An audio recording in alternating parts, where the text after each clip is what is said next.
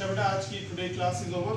दोनों कॉन्सेप्ट समझ आए आपको, productivity and business failure? Yes sir, मेरे आपसे दो सवाल हैं। Yes, बेटा। पहला सवाल ये है कि पाकिस्तान स्टील मिल लॉसेस में जा रही है, तो इसकी वजह क्या है? दूसरा Okay. ये है कि गवर्नमेंट ने अभी रिसेंटली फैसला किया है कि 9,000 से ज़्यादा वर्कर्स को हम निकाल रहे हैं, जी, तो ये yes. फैसला सही है या गलत है? ओके, पहली बात ये कि बिजनेस फेलियर कि जो पाकिस्तान स्टील मिल है लॉसेस में क्यों जा रही है, उसके reason you want to know reasons behind the failure of the Pakistan steel. पहली बात बेटा आप ये जान लें कि Pakistan steel mill public sector organisation है। पब्लिक सेक्टर ऑर्गेनाइजेशन का मतलब है स्टेट ओन, गवर्नमेंट की है, प्राइवेट सेक्टर की नहीं है। Private individuals not own this organisation. जब स्टेट ओन है, गवर्नमेंट की है, तो every decision will be taken by the state, by the government for this organisation. Every decision में जो मेन डिसीजन है वो हायरिंग फायरिंग है। तो गवर्नमेंट एक्चुअली पॉलिटिकल पार्टीज की होती है। अब जब political parties before making their government they go into the election campaign, वो इलेक्शन कैंपेन में जाते हैं, इलेक्शन लड़ते हैं, वहाँ पर अपने जो वर्कर्स हैं उनसे डिफरेंट किस्म के प्रोमिसेस करते हैं, और उनमें मेन प्रॉमिस होता है political leader says that I will give you jobs, मैं आपको नौकरी दूंगा। तो जब वो इलेक्शन जीतता है, गवर्नमेंट बनाता है, तो फिर उसके वर्कर्स बोलते हैं सर हमें नौकरी दें, हमें जॉब दें, और उसके बाद to satisfy their political workers government start hiring. Government hiring start करती है, शुरू कर देती है, और उसमें वो मेरिट बेस्ड हायरिंग नहीं होती, मेरिट बेस्ड नहीं होती, बल्कि वो पॉलिटिकल बेस्ड होती है। उसमें जब हायरिंग किया जाता है तो उसका मेरिट होता है पॉलिटिकल एफिलिएशन, आपकी वर्कर्स की या कैंडिडेट्स की एजुकेशन, एक्सपीरियंस, ये चीज़ें नहीं होती। पॉलिटिकल एफिलिएशन, मेरी पार्टी का बंदा है, मेरा वजीर है, वो उसको हायर करेगा, दूसरी पार्टी का बंदा है, अपोजिशन का बंदा है, उसको हायर नहीं करेंगे।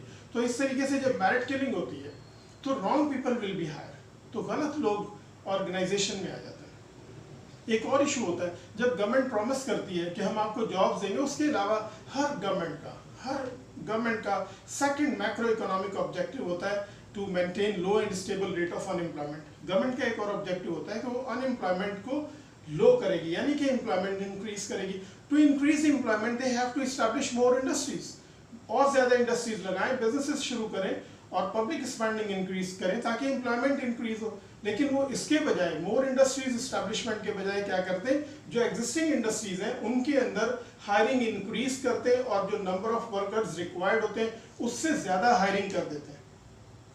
10 वर्कर चाहिए तो 20 हायर कर देंगे। इससे ओवर क्राउडिंग हो जाती है। जब ओवर क्राउडिंग होगी, मेरिट किलिंग होगी, तो इन सब चीज़ों का जो आउटपुट होगा वो इनएफिशिएंसीज होंगी, वो मैनेजरियल इनएफिशिएंसीज होंगी, वो एपेक्स लेवल पर और लोअर लेवल पर रॉन्ग डिसीजन मेकिंग होगी। तो ये सारी की सारी चीज़ें will contribute to increase average production cost. इसकी वजह से एवरेज प्रोडक्शन कॉस्ट बढ़ेगी। आपने ज़्यादा वर्कर हायर किए, you have to pay more wages, आपकी वेज कॉस्ट इंक्रीज होगी। आपने इनएफिशिएंट वर्कर्स हायर किए, आपने स्किल्ड लेबर हायर नहीं की, आपने political affiliation based labour hire की, आपके लॉसेस इंक्रीज होंगे। They will loss material, they will loss precious resources during production process, आपकी एवरेज कॉस्ट इंक्रीज हो जाएगी। दूसरी तरफ आपकी प्रोडक्टिविटी लॉस होगी। प्रोडक्टिविटी लॉस होने के रीजन, एक तो इनएफिशिएंट वर्कर्स हमने हायर किए, हमने मेरिट किलिंग किया, हमने एफिलिएशन बेस्ड हायरिंग की। दूसरी बात ओवर क्राउडिंग। ओवर क्राउडिंग होगी, लोगों को पता है 10 लोगों का काम है या 25 लोग बैठे काम करने के लिए, they will fight with each other, मैं क्यों काम करूं, वो क्यों नहीं करता, वो क्यों नहीं करता। तो this will also leads to increase in productive inefficiencies. तो productive inefficiencies, average cost increase हो गया, आपकी आउटपुट डिक्रीज हो गया, कॉस्ट इंक्रीज हो रही है, आउटपुट डिक्रीज हो रही है, अल्टीमेटली और revenue will decrease.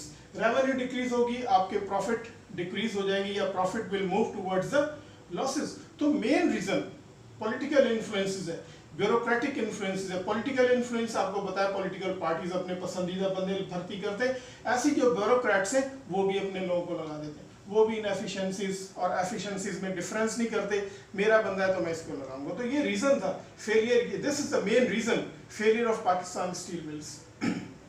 Second, you are asking about the recent decision made by the government to fire more than 9,000 workers from Pakistan Steel Mill. This is the question. तो उसका is this right question or wrong? This is your question.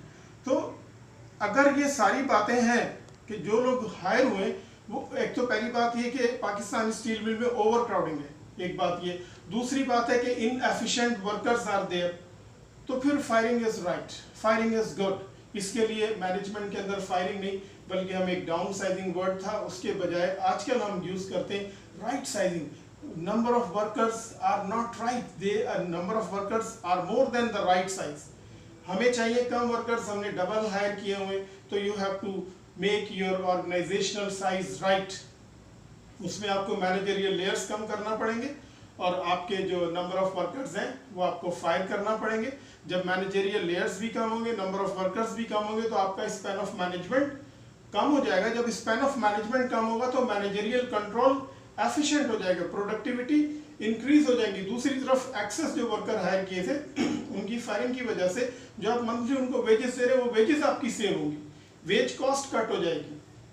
फिर एक issue आता है कि political parties issue create करती हैं या और जो सोशल वर्कर्स हैं वो लोग करते हैं कि जी ये लोग जो फायर हो गए इनका क्या बनेगा, दे विल बी अनएम्प्लॉयड। तो गवर्नमेंट को चाहिए उनका जो राइट बनता है, जो 5-10 लाख रुपए उनके गोल्डन हैंडशेक स्कीम के अकॉर्डिंग बनते हैं, वो उनको दें and they have to start another business, small business और बिग बिजनेस। वो अपना कारोबार शुरू करें और स्टील मिल की जान छोड़ें।